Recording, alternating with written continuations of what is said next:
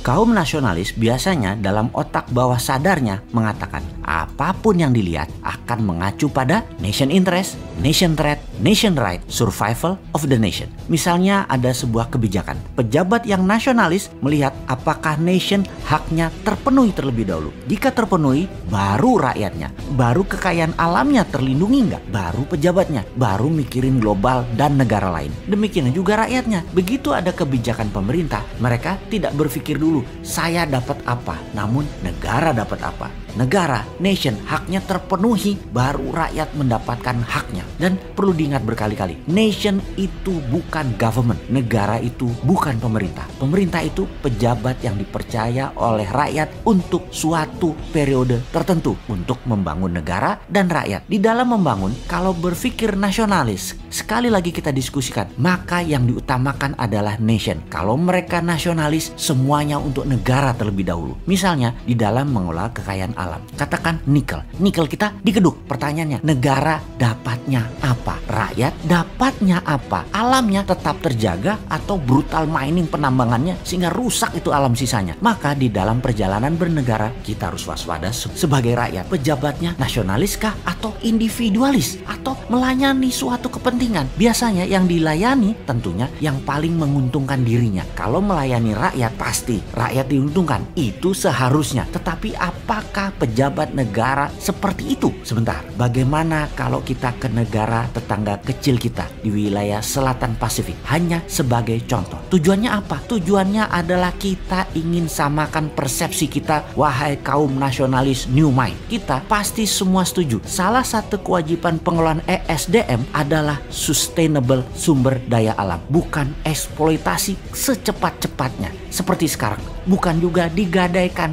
seperti sekarang dan diambil uangnya sekarang, tetapi dikelola dengan bijak agar bisa dipakai seoptimum mungkin, sepanjang mungkin dengan keuntungan terbaik. Warisan ke anak cucu kita dan pastikan 1000 tahun lagi negara Indonesia masih ada beserta kekayaan alamnya. Sekarang kita mengambil sebuah pelajaran mengelola sumber daya alam dan sampailah kita ke Nauru. Saya waktu itu ke Nauru, sebuah negara kecil di sisi timur laut wilayah Indonesia. Negara ini ada lucunya. Pesawat terbang kalau mendarat itu jalanan highway-nya, mobil-mobil pada minggir dulu, jadi sangat terbatas sarananya. Runway-nya di-share buat jalanan umum. Negara ini dulu negara kaya, menghasilkan fosfat, pupuk P2O5 dari bahan guano bed dan bahan alam berlimpah tambang lainnya. Kaya sekali negara ini kala zaman keemasan fosfat. Bahkan mau naik pesawat terbang warganya gratis kemana-mana ke seluruh dunia. Semua berkelimpahan sampai suatu hari cadangannya tidak ekonomis lagi untuk ditambang dan bangkrut P2O5 tambang fosfatnya. Devisa negara dari tambang fosfat menjadi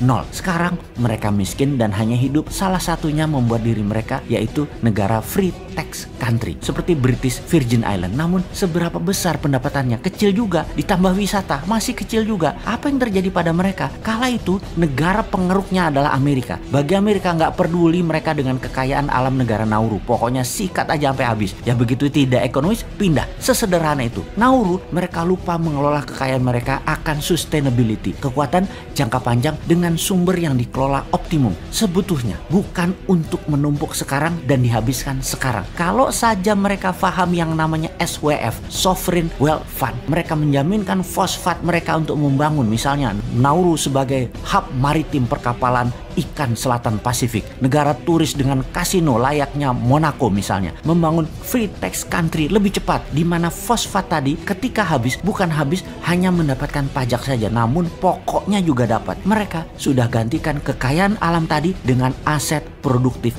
lainnya. Bukan hanya dapat uang kecil dari pajak buat biaya konsumtif seperti negara tetangga lakukan saat ini ketika anggaran belanja negaranya minus. Kembali ke pengalaman Nauru, begini melihatnya. Kalau menggunakan SWF yang benar ala MMT, maka kekayaan alam 100% punya negara. Kalau ditambang kayak sekarang, beda manajemennya karena kekayaan alamnya jadi milik perusahaan asing, negara hanya dapat pajak. Disinilah bedanya SWF MMT versi kita. Sekali lagi, kalau SWF MMT versi kita 100% kekayaan alamnya punya negara, bukan punya perusahaan, dan negara bukan hanya dapat pajak tapi dapat kekayaan alamnya plus pajaknya. Jadi kalau kita melihat kebijakan Nauru 20 tahun yang lalu jadi miskin karena alamnya dijual ke asing dan negaranya hanya dapat pajak, maka jangan sampai kebijakan sekarang di Indonesia seperti Nauru. Satu, pejabat pejabatnya nggak pinter. 2, rakyatnya nggak ngeh juga kekayaan alam disedot ala Nauru. Karena itu kita bunyi teriak-teriak SWF, SWF ala MMT. Selamatkan sumber daya alam agar semua itu untuk kepentingan negara dan rakyat. Kalau nggak kedengeran nih teriaknya, ya mudah-mudahan kita doakan kaum New Mind cepet-cepet dapat posisi. Amin.